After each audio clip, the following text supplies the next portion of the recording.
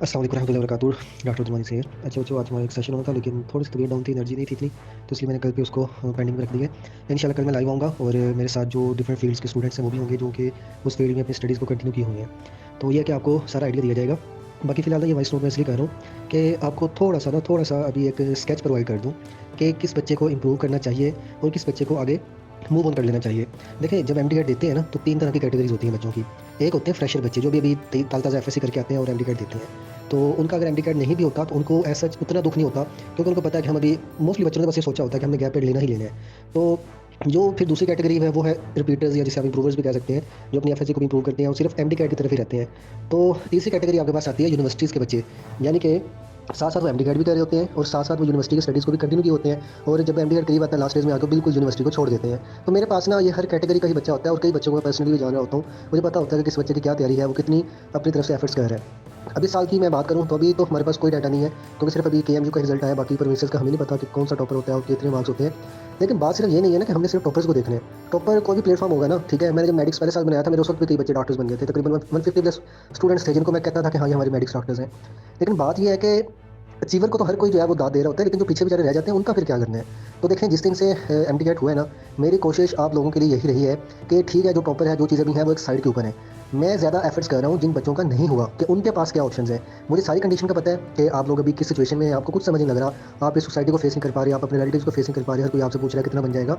तो इस सिचुएशन में मैं आपको ये रिकमेंड करूँगा, देखें, अगर तो है आप यूनिवर्सिटी स्टूडेंट और आपको लग रहा है कि भाई मेरा एडमिशन नहीं होना, तो फिर यूनिवर्सिटी को स्टडी को आगे आप कंटिन्यू रखें।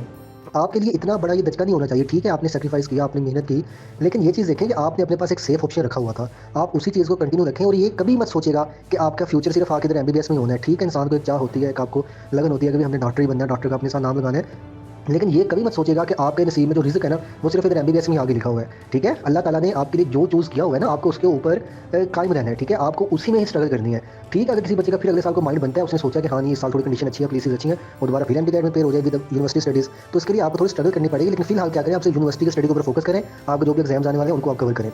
अब जो रिपीटर्स बच्चे हैं, आपके लिए भी मेरा मशवरा ये है कि जो बच्चा 3 टाइम्स रिपीट कर चुका होता है ना, यानी उसका एक फ्रेशर वाला ईयर, फिर उसका एक उसने गैप लिया, फिर सेकंड गैप लिया, तो उसने 3 अटेम्प्ट्स दे लिए हैं। इसके लिए मेरा मशवरा यही है सिंसियर, बच्चे अपना टाइम सिर्फ ओनली ऑन एमडी कैट के ऊपर वेस्ट ना करें।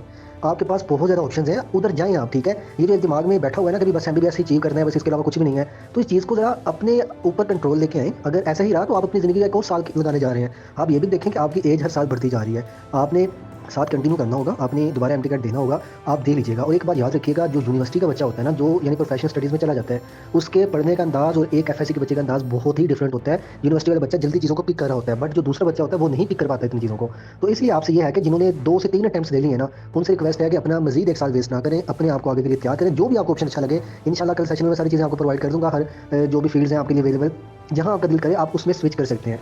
अब रही बात फ्रेशर्स की, तो फ्रेशर्स के लिए यही है कि आप लोग क्या करें कि जी, दोबारा अगर गैप पीरियड लेना है, अच्छे से डिसीजन लें। अगर तो इस साल आपने पढ़ा है अच्छे वाला, ठीक है, और आपको लगता है कि आपकी एफएससी भी अच्छी स्ट्रॉन्ग है, देन आपको गैप ईयर की तरफ जाना चाहिए। अगर एफएससी में आपके 800 नंबर हैं और आप कहें कि मैंने गैप ईयर लेना और एफएससी भी इंप्रूव नहीं करनी, तो फिर ये आप अपना 1 साल वेस्ट कर रहे हैं। पहले देखें कि आपका कितना एग्रीगेट बन रहा है इस साल, आपने अगले साल कितना अचीव करना है, क्या वो पॉसिबल है आपके लिए कि नहीं है। तो इन चीज़ों को ना माइंड में रखिएगा। मैंने जितनी आपको बातें की हैं ना, वो बच्चे रियलिटी बेस के ऊपर की हैं। वो ऐसा नहीं है कि मैं आपको कहूँ कि बच्चे आओ हम अपना सेशन स्टार्ट करते हैं, उसमें नहीं भाई, ऐसा कुछ भी नहीं है। आपका अपना फ्यूचर है, हर साल एमडी के बच्चे आते ही रहते हैं। ठीक है, हमें इस चीज़ की कमी नहीं है। मैं इस चीज़ का आपको बता रहा हूँ कि आपका अपना फ्यूचर है, आपने खुद इसका डिसीजन लेना है कि आपने क्या करना है। अगर आप इसी तरह ही घर के ऊपर पड़े रहेंगे, देन इट्स मीन कि आप जो है बहुत ज़्यादा लूज कर रहे हैं, आपका माइंड ओवर थिंक करेगा, आप चीज़ों को बहुत ज़्यादा अपने ऊपर हैवी कर लेंगे, और फिर क्या होगा, आप एक डिप्रेसिव फेज में चले जाएंगे, आपको मेडिसिन यूज़ करना पड़ेगी। एट एंड क्या होगा, आपको लगता है इसका कुछ सोल्यूशन होगा इस तरह से डिप्रेशन में जाने से?